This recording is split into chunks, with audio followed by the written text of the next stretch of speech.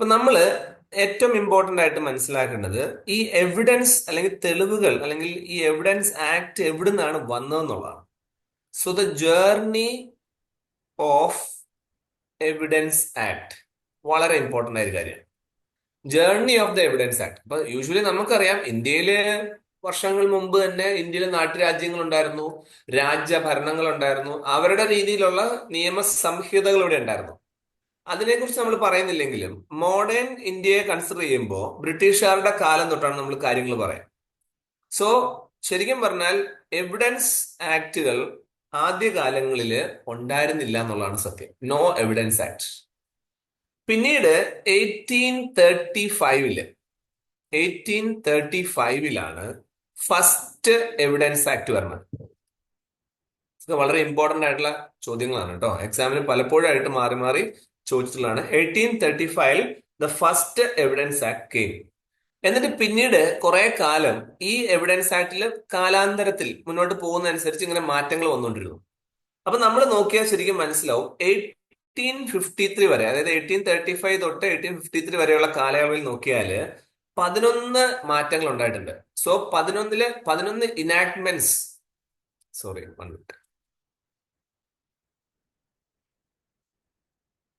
During this period. Okay, 11 നിയമനിർമ്മാണങ്ങൾ ഈ പീരീഡിൽ വരുത്തിയിട്ടുണ്ട്. So 11 enactments were passed till 1853. ഓക്കെ, ഞാൻ ഈ പറഞ്ഞുകൊണ്ടിരിക്കുന്നത് നമ്മുടെ രാജ്യത്ത് എവിഡൻസ് ആക്ട് എങ്ങനെ നിലവിൽ വന്നു, അതിൽ പോയ പഴയ കഥകൾ എന്ന് ടൈം ലൈൻ വെച്ച് പറയുവാണ്. അപ്പൊ നിങ്ങൾ കൃത്യമായിട്ട് ഓർത്തു വെക്കണം, ഇത് വളരെ ഇമ്പോർട്ടന്റ് ആയിട്ട് നമ്മുടെ എക്സാമിന് ചോദിക്കുന്ന ഒരു ചോദ്യമാണ്. സോ 1853 വരെ നോക്കുവാണെങ്കിൽ 11 ഇനാക്ട്മെന്റ് ആക്ട് വന്നു. അങ്ങനെ നിൽക്കുമ്പോഴാണ് 1868 ഇത്രയും കുഞ്ഞു കുഞ്ഞു നിയമനിർമ്മാണങ്ങളൊക്കെ വന്നല്ലോ, ഇതിനെല്ലാം കൂടെ ഒന്ന് കോഡിഫൈ ചെയ്യാൻ ഒരു കമ്മീഷനെ അപ്പോയിന്റ് ചെയ്തു. So commission was appointed. Commission formed under sir Henry Maine. Henry മേയുടെ കീഴിൽ 1868 ഒരു കമ്മീഷൻ ഉണ്ടാവുകയാണ്. എന്നിട്ട് വീണ്ടും 2 വർഷം കഴിഞ്ഞ് 1870 ഓക്കെ, ഒരു ടാസ്ക് ഫോർ കോഡിഫിക്കേഷൻ, ഇതിനെല്ലാം ഒന്ന് കോഡ് ചെയ്യാൻ വേണ്ടി എല്ലാം കൂടെ ഒന്ന് എഴുതി ഒരു ബുക്ക് പോലെ പബ്ലിഷ് ചെയ്യുന്ന ഒരു പരിപാടിയിലേക്ക് ഒരാളെ അപ്പോയിന്റ് ചെയ്തു. സോ കോഡിഫിക്കേഷൻ ഗിവൺ ടു ആർക്ക് കൊടുത്തിരിക്കണേ? Sir James Stephen. ജെയിംസ് സ്റ്റീഫന് 1870 ഈ പറഞ്ഞ ഇനാക്ട്മെന്റുകളും ഇതിനു മുമ്പ് നടന്ന എവിഡൻസും എല്ലാം കൂടെ ചേർത്ത് ഒന്ന് കോഡിഫിക്കേഷൻ ചെയ്യാൻ വേണ്ടി പറഞ്ഞു. അതിന്റെ ഭാഗമായിട്ട് 2 വർഷം കൂടെ കഴിഞ്ഞു, 1872 ആദ്യമായിട്ട് ഇന്ത്യൻ എവിഡൻസ് ആക്ട് പാസ്സാക്കി. So Indian evidence act came into force. ഇതാണ് കഥ. Came into force. കഴിഞ്ഞ തവണ എക്സാമിന് അത് ചോദിച്ചു, അതിന്റെ ഡേറ്റ് ആണ് ചോദിച്ചത്, എന്നാണ് ഇത് വന്നതെന്നുള്ളത്. That is on the 1st September 1872. അപ്പം 2023 ആയപ്പോ ഇന്ത്യയിൽ ഈ നിയമം മാറി കേട്ടോ. അത് ഞാൻ പിന്നീട് ഇനി നമ്മൾ ക്ലാസ് മുന്നോട്ട് പോകുമ്പോൾ പറയാം. 2023 ഇന്ത്യൻ എവിഡൻസ് ആക്ട് നമ്മൾ മാറ്റിയിട്ട് ഭാരതീയ സാക്ഷ്യ അധിനിയം എന്ന രീതിയിൽ BSA എന്ന ഒരു ആക്ട് പാസ്സാക്കിയിട്ടുണ്ട്.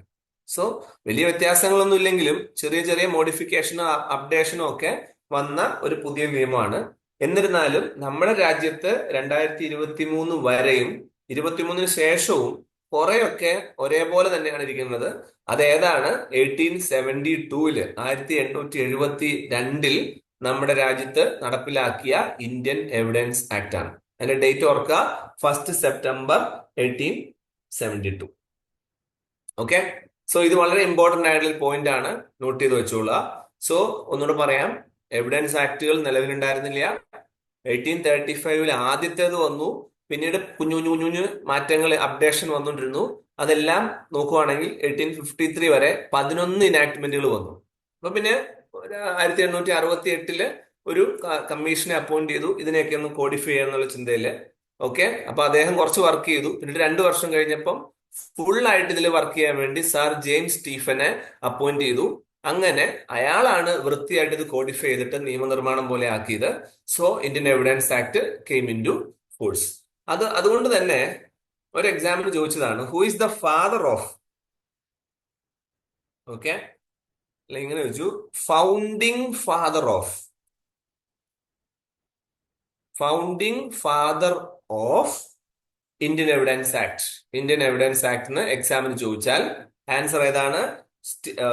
James Stephen. ഓക്കെ, മറന്നു പോരുത്, അയാളാണ് ഫൗണ്ടിങ് ഫാദർ. സോ കറക്റ്റ് ആയിട്ട് അയാളുടെ പേരൂടെ വേണമെങ്കിൽ നമുക്കൊന്ന് ഓർക്കാം, സർ ജെയിംസ് ഫിറ്റ്സ്